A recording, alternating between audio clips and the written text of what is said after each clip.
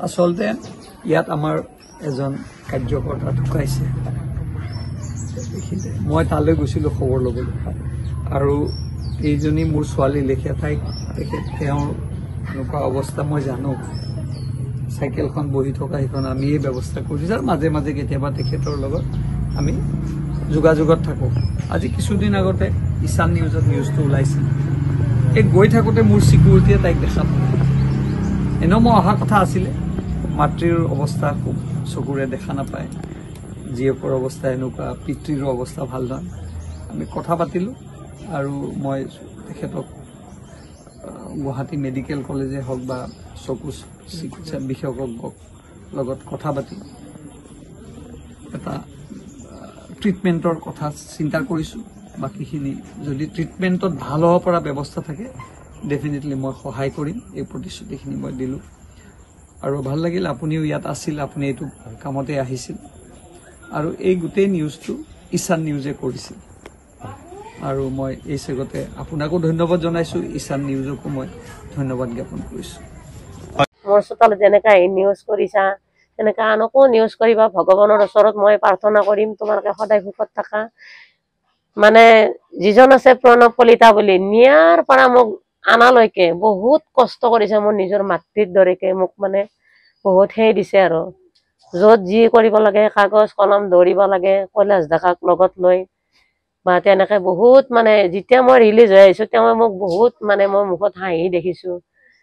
ৰবীন ডেকা মোক যাই ছাৰে মোক ৰাতি যোগাযোগ কৰিলে, মোক 5,000 টকা এটা হাতত দি থৈ আহিছে, খৰচ বুলিবলৈ লাগিব পাৰে বুলি। মই সেইটোৰ কাৰণে ছাৰক মই বহুত বহুত ধন্যবাদ দিছোঁ। মই ছাৰক, ছাৰে যে মোৰ এইটো কথা ভাবিছে, বুজি পাইছে, মোৰ ভাল লাগছে। গতিকে তেওঁলোকেও বহুত সুখত থাকক, প্ৰণৱহঁতক ভগৱানে মই প্ৰাৰ্থনা কৰিছোঁ ভগৱানৰ ওচৰত, তেওঁলোকক সদায় এনেকৈ ৰাখক, আনক চোৱা চিন্তা কৰি থাকিবৰ কাৰণে মই এইটোৱে কৈছোঁ। বহুত ভাল লাগিছে, তাৰমানে নিজৰ ল'ৰাৰ নিচিনা মই মানে ভাবিছোঁ। আৰু তেওঁলোকক মই যিখিনি মানে মই দেখা হৈছোঁ, মই ভাবিছোঁ মই 1 মাহ বা 2 মাহৰ পিছত মই সম্পূৰ্ণ সুস্থ হ'ম। যিখিনি বাকী আছে সেইখিনিও মোক ছাৰে গোটেইখিনি সহযোগ কৰিব বুলি কৈছে। দেখাৰ পিছত মই ছোৱালীজনীকো মই চোৱা চিন্তা কৰিব পাৰিম।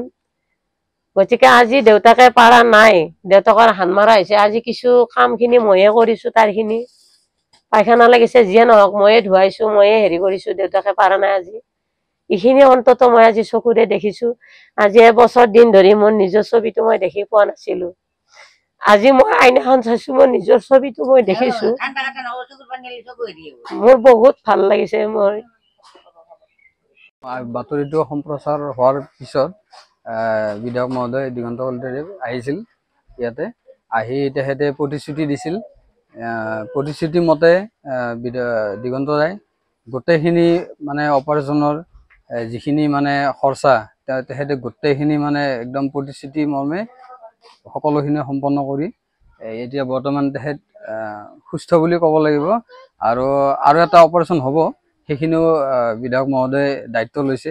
অতি সোনকালে আকৌ মাতিব ভাঙৰ মেডিকেলত।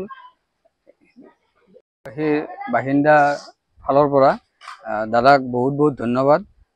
তেখেতে এইখিনি প্ৰতিশ্ৰুতি দিয়া মতে কামখিনি কৰাৰ বাবে আমাৰ গোটেই জাজিকোনাবাসী ৰাইজৰ হৈ আমি সকলোৱে দাদাক বহুত বহুত ধন্যবাদ জনাইছোঁ।